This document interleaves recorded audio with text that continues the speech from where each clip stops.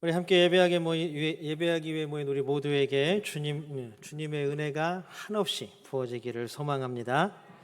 예배 가운데 임재하신 하나님께서 이 시간 예배드리는 우리 마음 가운데 은총을 가득하게 부어주시기를 소망합니다.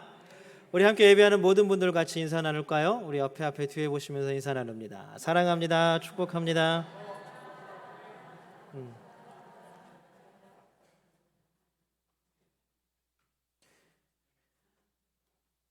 많은 사람이 같이 인사를 해도 거의 동시에 끝나는, 우리 이거를 일사불란이라 그러죠. 일사불란. 우리 다 같이 이제 인사도 나눴으니까요. 또 누구한테 우리가 왔다고 표시를 해야 될까요? 우리 하나님께 우리 믿음의 고백 함께 올려드리기를 원합니다. 우리 두 손을 번쩍 들고 하나님께 믿음의 고백 올려드립니다. 하나님, 좋습니다. 감사합니다. 사랑합니다. 하나님이 하시면 무엇이든지 다 이루어집니다. 하나님, 좋습니다. 감사합니다. 사랑합니다. 하나님이 하시면 무엇이든지 다 이루어집니다. 아멘. 하나님께 영광의 박수 올려드립니다.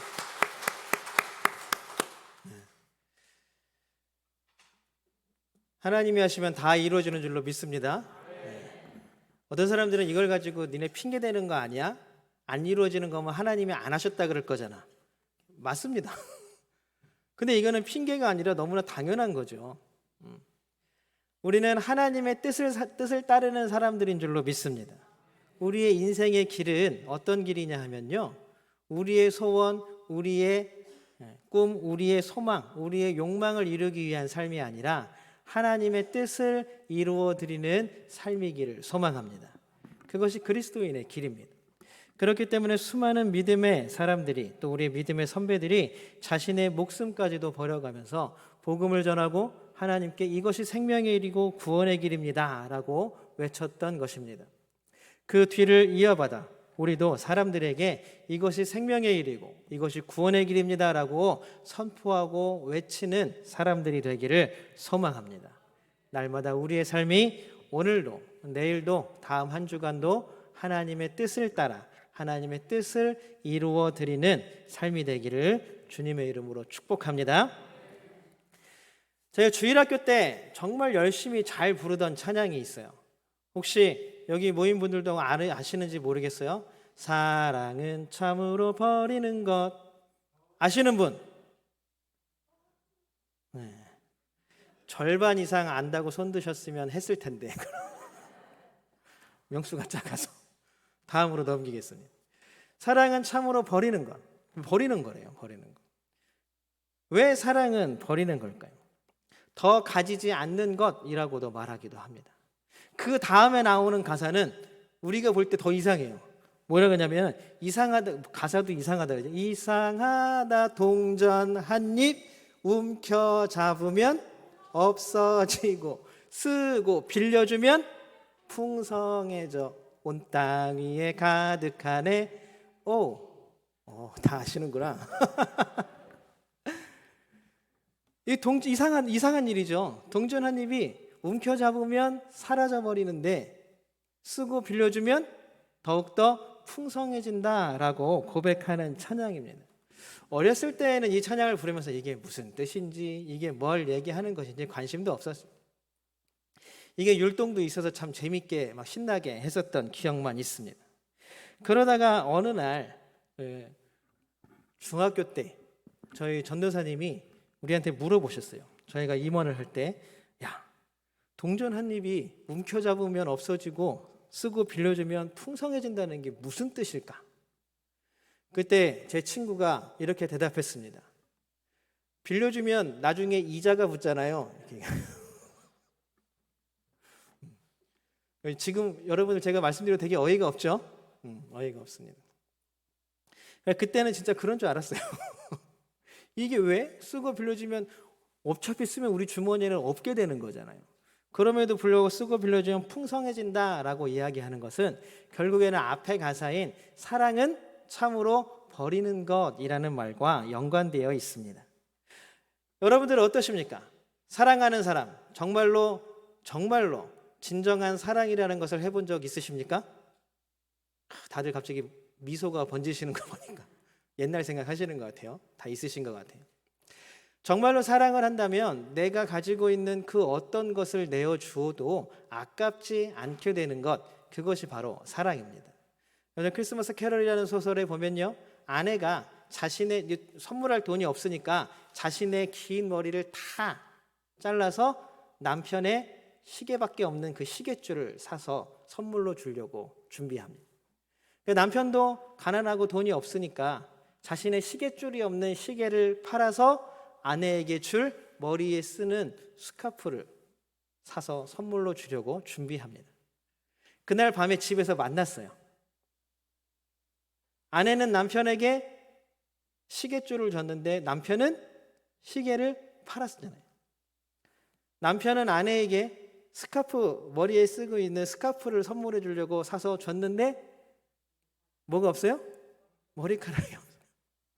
어떻게 생각하면 되게 슬픈 얘기지만 어떻게 생각하면 무엇을 주어도 아깝지 않은 사랑을 우리는 그 장면에서 보게 됩니다. 만약에 내가 지금 이 사람에게 이 정도의 선물을 하면 내 생일날은 저 사람이 나한테 이 정도의 선물을 해주겠지라는 기대가 생겨요. 그런데 나는 이만한 걸 해줬는데 그 사람은 요만한 걸 해줬어요. 마음이 확 상해버려. 그럼 그 두 사람 사이에 있는 관계는 사랑의 관계일까요? 아니죠. 뭔가를 바라지도 않고 베푸는 게 바로 사랑의 관계라는 것입니다. 받을 걸 생각하지 않고 비교하지 않고 퍼주는 게 바로 사랑이라고 이야기하는 것입니다. 사랑은 내가 좋다고 여기는 것은 어떻게든 주고 싶어서 안 달라는 마음이 바로 사랑입니다. 사랑은 있어야 할 게 없으면 안타까워 주고 싶은 마음뿐입니다. 쟤한테 저게 없네. 저거 꼭 사주고 싶은데, 저거 꼭 가져야 하는데, 정말 필요한 건데 라고 생각하면서 찾아서 어떻게든 주고 싶은 마음, 그게 사랑입니다. 우리는 지난 몇 주간 우리에게 VIP를 작정을 했습니다. 많은 사람들이 가족들과 자녀들, 또 함께 예배하는 교우들, 우리의 이웃들과 우리의 동료들을 작정했습니다. 아마 작정하지 못하신 분들도 마음속으로는 내가 작정하는 사람들이 있으실 거예요. 비록 써내지는 못했지만 이 사람이 진짜 올까? 안 올 거야 하는 마음으로 써내지는 혹시 못하셨지만 마음 가운데에는 자신의 사랑하는 사람이 꼭 이 자리에 나와 함께 예배드리기를 간절히 원하는 마음은 있으셨을 것입니다. 그런데 우리가 이렇게 VIP를 작정하게 하는 마음은 무엇일까요? 조금 다른 쉬운 표현으로 하면 우리로 하여금 그 사람을, 내가 작정한 사람을 VIP로 작정하게 만든 이유는 무엇일까요? 우리가 처음 했던 이야기와 한번 연결을 시켜보면 우리 안에 그 사람을 향한 사랑의 마음이 있기 때문입니다. 우리의 믿음이 무엇입니까? 지금 우리가 걷고 있는 이 길이 생명의 길이고 구원의 길이라는 것을 믿는 것입니다. 여러분, 지금 우리가 걷는 이 믿음의 길, 이 신앙의 길이 생명의 길이고 구원의 길임을 믿으십니까? 믿으셔야 됩니다. 그러면 반대로 저들이 아직 이 생명의 길과 구원의 길을 모른 채 걸어간다면 그들은 지금 우리가 흔히 얘기하는 성경에서 표현하는 멸망의 길을 걸어가고 있는 거예요. 내가 사랑하는 가족들이, 내가 사랑하는 자녀들이, 내가 사랑하는 이웃들과 함께는 어쩔 때 예전에는 함께 예배드리던 우리의 옛 교우들이, 우리의 이웃들이, 우리의 동료들이 이 생명의 길과 구원의 길에 들어서지 못하고 멸망의 길을 걸어간다라고 한다면 여러분들의 마음이 안 아프시겠습니까? 사랑의 마음이 VIP들을 작정하게 한 줄로 믿습니다. 그것들을 오늘 우리가 오병이어의 기적 사건에서 예수님은 어떻게 표현하고 계신지를 함께 나누어 보려고 합니다. 결론적으로 얘기하면 예수님께서는 성경에 나오는 대로 남자만 5,000명이나 되는 인원을 배불리 먹이셨다입니다. 남자만 5,000명이라는 얘기는 무슨 얘기냐 하면요, 아이들은 아직 인원수 셀 때 안 세잖아요. 이때 이 당시에 유대에서는 아이들은 사람 수에 안 들어갔어요. 그 다음에 또 사람 수에 안 들어간 게 누가 있죠? 여성들. 그리고 지금 여기서 센 남성들은요, 칼을 들고 나가서 싸울 수 있는 장정들만 센 거예요. 그러니까 또 나이 드신 분들도 있을 수 있겠죠. 그러면 5천 명보다 몇 배는 더 많아지는 것입니다. 성경학자들의 표현에 의하면 최소 10,000명이라 그래요. 최소 10,000명. 최소 10,000명이나 되는 사람들이 예수님과 모여서 배불리 먹었습니다. 이거는 무슨 이야기예요? 기적입니다. 기적. 갑자기 막 푸드트럭이 막 와가지고 막 음식을 막 나눠주고 이런 게 아니라 지금 예수님과 제자들에게는 뭐밖에 없었어요? 떡이 5개, 물고기가 2마리, 어려운 말로 오병이어. 다 알고 계시죠? 지금 우리가 이따 예배 끝나고 나눌 떡의 반에 반도 안 돼요. 그걸 가지고요, 최소 10,000명이나 되는 사람들이 오늘 성경의 표현에 의하면 뭐라 그러냐면 다 배불리 먹었다라고 표현하고 있습니다. 한마디로 기적입니다. 기적. 어떻게 이런 일이 이루어질 수 있을까? 도대체 그 이유는 무엇일까? 오늘 성경을 하나씩 차근차근히 찾아보려고 합니다. 우리 34절 같이 한번 세 번역으로 읽어볼까요? 34절입니다. 같이 한번 읽어보겠습니다. 시작. 큰 무리를 보시고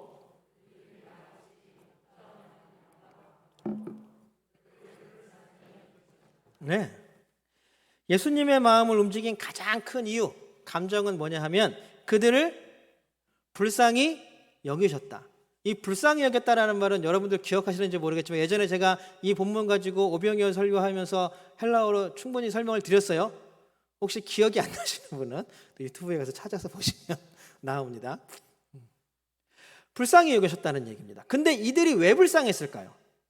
그 이유도 오늘 성경에 나옵니다. 이들이 불쌍한 이유는 이들이 목자 없는 양과 같이 방황하고 있었기 때문입니다. 양에게 있어서 목자는 어떤 존재일까요? 목자는 양을, 우리 성경 시편 23편에 의하면은 양을 푸른 풀밭, 맑은 시냇 물가로 인도하는 역할을 합니다.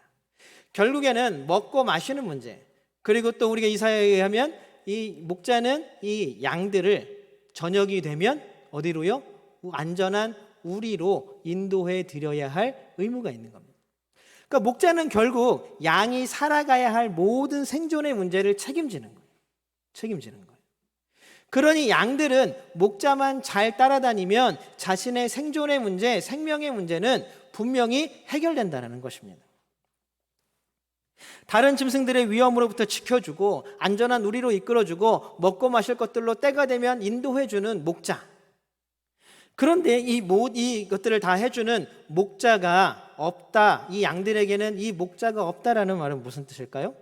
결국 이들은 자신의 생명들, 자신의 생존의 문제를 해결하지 못한 채 이리저리 방황하고 있다라는 이야기입니다. 헬무트 틸리케라는 독일의 신학자가 쓴 신과 악마 사이라는 책이 있습니다. 그 책에서 이 헬무트 틸리케는 뭐라고 표현하냐 하면 인간의 실존, 우리가 가지고 있는, 우리가 지금 처해 있는 위치를 어떻게 표현하냐 하면 예수님과 악마가 우리를 사이에 두고 쟁탈전을 벌이고 있다라고 표현합니다. 예수님이 이 땅에 오심으로 말미암아 이 땅에는 두 가지의 가치가 흐르게 되었습니다. 하나는 면면이 인간의 아담과 하와의 죄악으로부터 지금까지 흘러오는 세상적인 가치입니다. 그리고 또 하나는 예수 그리스도 오심으로 말미암아 이 땅에 임한 하나님 나라의 가치입니다. 이 두 가지가 계속 가는데 인간은 이 둘 사이 어디쯤에 있어서 계속 방황하고 있다는 이야기. 어떤 게 생명의 길이고 어떤 게 삶의 길인가를 계속 방황하며 찾고 있는 존재라고 하는 것입니다. 제가 자주 드리는 말씀이지만 우리가 살아가는 세상은 이미 깨어지고 부서진 세상입니다. 이 땅 가운데에서 완전함이란 것은 찾아볼 수가 없습니다. 그럼에도 불구하고 우리는 이 땅 가운데에서 완전함을 향하여 달려가는 하나님 나라를 살아가는 하나님 나라의 백성인 줄로 믿습니다. 세상의 가치는 여러분, 예수님의 시험 당하시는 장면들을 한번 떠올려 보세요. 세상의 가치는요, 돌을 가지고 떡을 만들려고 해요. 너 배고프지? 너 뭐 하고 싶지? 돌로 떡을 만들어. 무슨 수를 쓰든지 간에 물질적인 가치를 네가 충분히 확보해야 네가 이 땅 가운데서 행복하게 살아갈 수 있는 거야 라고 말합니다. 어떤 수단을 쓰든 어떤 방법을 쓰든 그것이 물질로 치환될 수만 있다면 너의 꿈은 이루어지는 거야 라고 사탄이, 세상이 우리를 유혹합니다. 요즘 사람들의 꿈이나 비전을 들어보면 깜짝 놀랄 때가 있어요. 3년 전에 베스트셀러가 됐던 책이 뭔지 아세요? 20대의 1억 모으기. 그걸 보면서 어떤 상담가가 그런 얘기를 했어요. 20대에 1억 못 모으는 게 정상입니다. 그런 책 보지 마세요. 20대에 차 없는 게 정상입니다. 그런 책 보지 마세요. 20대에 집 없는 거, 아파트 없는 거 당연한, 그런 거 찾지 마세요.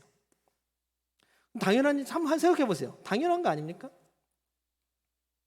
그런 걸 찾는다는 것 자체가 너무나 우리를 계속해서 어떤 수를 써서든지 가져야 된다라고 유혹하는 것입니다. 예전에 한번 되게 제가 말씀드렸던 적이 있었죠. 인스타그램이나 SNS에 되게 유행했던 적이 있었는데 요즘 많이 사라진 것 같아요. 자신을 소개하는 프로필 사진하고 프로필 내용에서 뭐라고 하냐면 자신이 사는 아파트의 호수, 자신의 대문 앞을 찍어서 올려놓기도 합니다. 왜냐하면 그 아파트의 값어치가 내 값어치가 되는 거예요. 왜냐하면 요즘 젊은 사람들은요, 집값에 되게 민감하더라고요. 어디 집 아파트가 비싸고 어디 지역의 집이 비싼지 알아요. 왜 그러면 내 프로필 사진에다가 우리 집 아파트가 어디 무슨 아파트예요? 어디 무슨 푸름의 아파트예요? 이렇게 하는 거는 뭐냐면 우리 집 아파트의 가치가 나의 가치를 결정한다고 생각하는 거예요. 아파트의 가격이 내 가격입니다. 저번에 인터뷰를 하나 봤는데요. 그 인터뷰에서요, 그 친구가 그래요. 꿈이 뭐예요? 그랬더니요, 20대에는요 이런 차를 사고요, 30대에는요 이런 차를 사고요, 40대에는요 이런 차를 사고 싶어요. 이게 제 꿈이에요. 그래야 저는 인생에서 성공한 것 같을 거예요. 이래요. 자신의 가지고 있는 착각과 자신이라는 사람의 가치가 동일하게 매겨지는 것입니다. 이것이 세상입니다. 이것이 세상의 가치입니다. 너는 네가 살아가는 아파트, 네가 가지고 싶은 아파트와 동급인 가치를 가지고 있어. 네가 타고 다니는 차와 동급인 가치를 가지고 있어. 그러니까 돌로 떡을 만들어. 그러나 예수님은 뭐라고 말씀하십니까? 아니야. 세상은 돌로 떡을 만드는 것으로 살 수 없어. 하나님의 말씀으로 살아가는 것이 하나님 나라의 가치라고, 그것이 생명의 길이고 구원의 길이라고 말씀하고 계십니다. 또한 세상의 가치는 여기서 뛰어내려봐. 그러면 하나님이 천사를 보내줘서 네 발을 이렇게 받쳐줄걸? 그럼 너 살잖아. 뛰어내려봐. 사람들은 하나님을 소원을 들어주는 마술 램프의 요정 정도로밖에 생각을 안 하는 거예요. 한번 이렇게 막 슥슥슥 문지르면 갑자기 펑 하고 나타나서 주인님 소원이 무엇입니까? 나 이런 소원이 있다 하는 소원 딱 들어주고 사라지는. 그러면 좋겠죠. 이게 소원 들어준다는 얘기하니까 다들 웃으시네. 그런데 우리가 하나님을 마치 그냥 우리가 부리는 마술 램프의 요정 정도로밖에 생각을 안 하는 것입니다. 자신의 뜻대로 이루어져야만 속이 시원한 세상. 하나님마저도 나만을 위해 움직여야 된다라고 말하는 세상. 하나님의 뜻대로 내가 끌려가는 삶이 아니라 하나님을 내 뜻대로 끌고 와야 속이 편한 세상을 우리는 살아가고 있습니다. 내 맘대로 생각하고 내 맘대로 결정하고 책임은 누구 보고 지라 그래요? 하나님 보고 지라 그래요. 뛰어내렸어. 내가 뛰어내렸으니까 하나님 나를 받쳐줘야죠. 내가 뛰어내리는데 하나님께 물어본 적도 없어요. 내가 무언가를 결정하고 내가 어떤 길을 가려고 할 때에 하나님 묻거나 기도한 적도 없이 그냥 무작정 뛰어내려요. 그래 놓고는 왜 하나님 나 안 받쳐줘요? 아니 하나님 나 이렇게 잡아서 이렇게 올려줘야죠. 아니면 갑자기 막 등에서 날개가 돋아나서 막 날아가게 해줘야죠.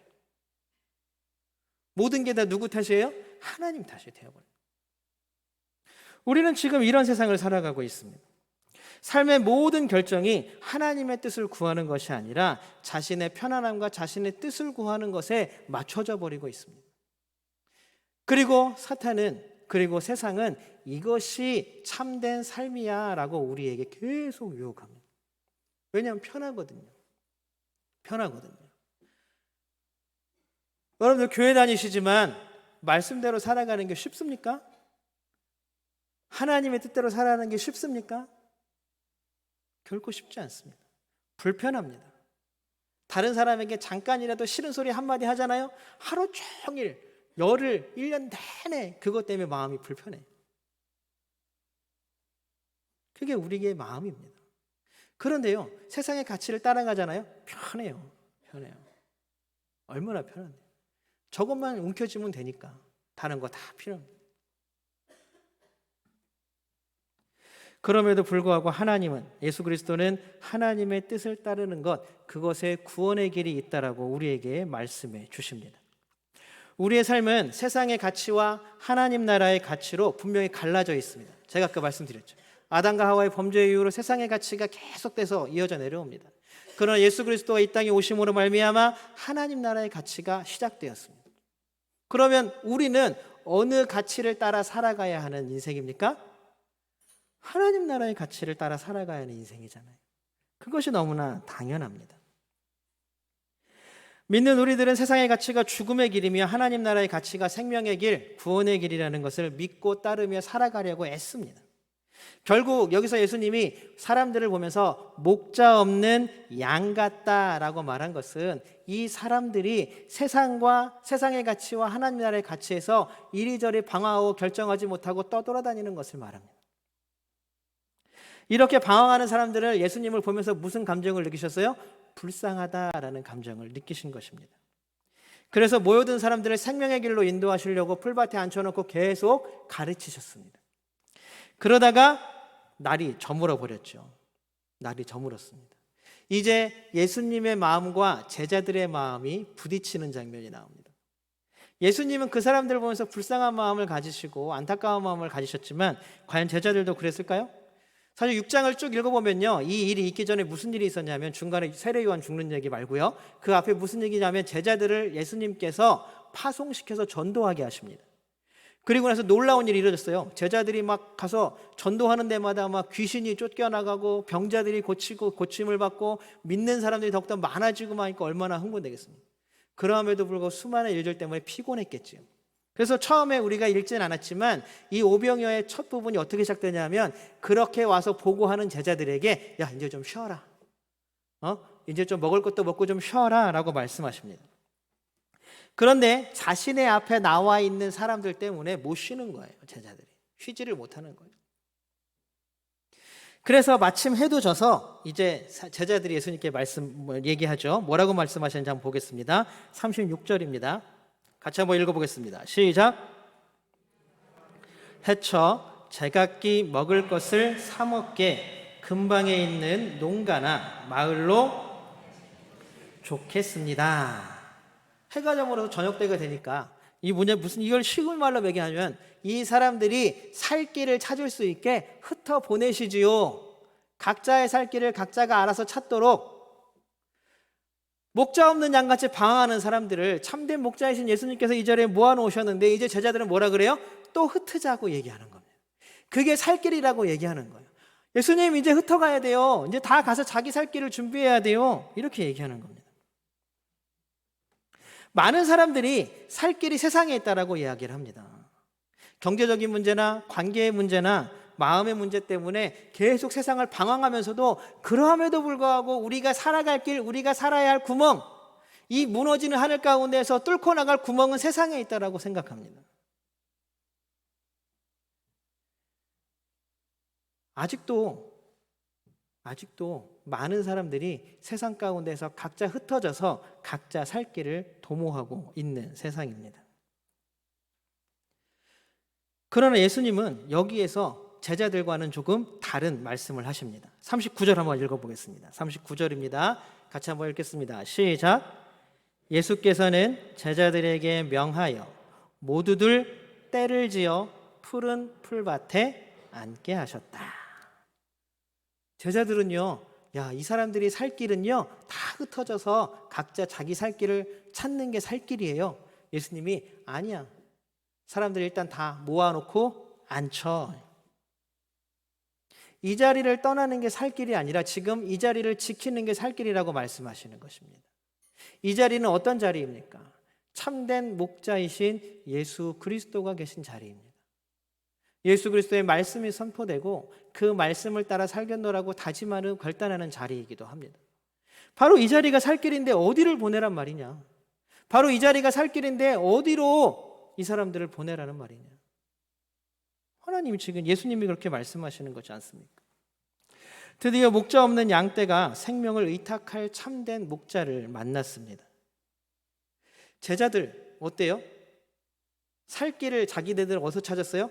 자기네가 가지고 있는 떡에 5개와 물고기 2마리. 여러분들 이걸 가지고 제자들은 나눈다는 생각 자체를 못했을 거예요. 그렇지 않아요? 여러분들에게 만약에 물고기 5마리, 물고기 5마리, 떡이 5개하고 물고기 2마리가 있는데 이렇게 많은 사람에게 함께 나눠야겠다라는 생각이 들까요? 불가능하잖아요. 불가능하잖아요. 그러니까 우리도 마찬가지였을 거예요. 그런데 예수님은 뭐라 그러냐면 너희들이 뭘 갖고 있느냐라고 물어보시는 거예요. 그거 내놓으라는 얘기죠. 그걸 내놓으라는 이야기입니다. 그러면서 말씀하십니다. 우리 41절 세 번역으로 한번 읽어보겠습니다. 시작.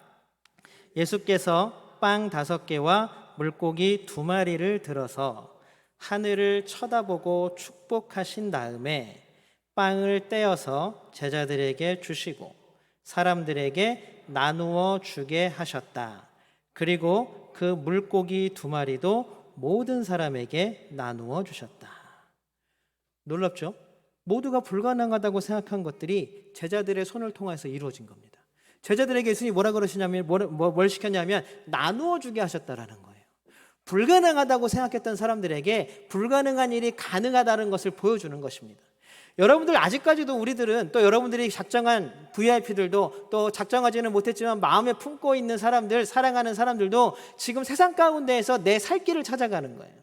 이게 내 살 길이다. 평생 내 값어치를 아파트 값어치, 내가 타는 차의 값어치하고 맞추면서 살아가는 사람들, 그게 정말로 살 길이고 그게 정말로 구원의 길입니까? 그럼 어디까지 가야 나의 참된 가치가 매겨지는 겁니다. 근데 사람들은 계속 거기서 내 가치를 찾으려고, 내 살 길을 찾으려고 합니다. 그런데 우리는 그걸 보면서도요, 뭐라 그러냐면, 아이고, 열심히 사는데, 안쓰러운데, 아이고, 피곤한데, 예수 믿으란 소리 못하겠어요. 일이 너무 많은데, 교회란 소리 못하겠어요. 그럼요, 거꾸로 얘기하면 어쩌면 우리 자체가 믿음을 가지지 못한 것입니다. 제자들하고 똑같은 상황인 거예요. 나는 구원의 길, 생명의 길에 들어섰다라고 믿지만 나를 통하여 놀라운 일도 일어나고 나를 통하여 교회가 섬김을 받고 봉사를 받지만 내가 사랑하는 사람들에게 야 여기가 생명의 길이야, 여기만이 살 길이야 라고 말하면서 끌고 오지 못하는 마음이라면 우리 또한 어쩌면 그 믿음에 제자들과 똑같이 안 돼요, 내보내야 돼요, 바쁘다잖아요, 힘들다잖아요, 어렵다잖아요. 그러나 예수님은 오늘도 뭐라고 말씀하시냐면 그들을 다 자리에 앉혀라. 그리고 너희가 나누어 주어라. 예수님이 뭐 특별한 걸 가져오셨나요? 니네가 떡 5개고 물고기 2마리 있어? 야, 저 뒤에 가면 내가 숨겨놓은 거 있어. 그거 갖고 와봐. 엄청나게 많은 거 갖고 와봐. 그걸 나누셨나요? 아니에요. 제자들이 가지고 있는 걸 가지고 나누신 거예요. 여러분, 우리가 작정하고 초청하고 전도하는 것은요, 우리에게 하나님께서 부어주신 사랑과 은혜의 마음으로 하는 것입니다.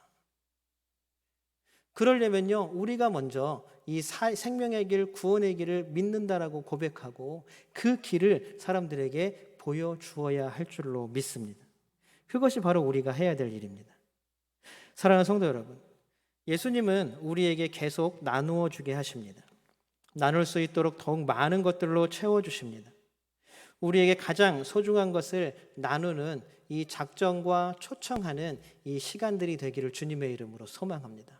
사랑의 마음으로 작정하고 사랑의 마음으로 기도하고 사랑의 마음으로 초청하며 함께 예배드리는 놀라운 구원의 기쁨의 소식과 기쁨이 우리 가운데 차고 넘치기를 소망합니다.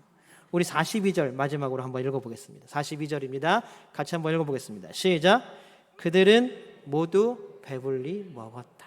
삶의 길이 예수 그리스도에게 있음을 분명히 깨닫는 우리가 작정한 VIP들이 되시기를 주님의 이름으로 축복합니다. 찬양합니다.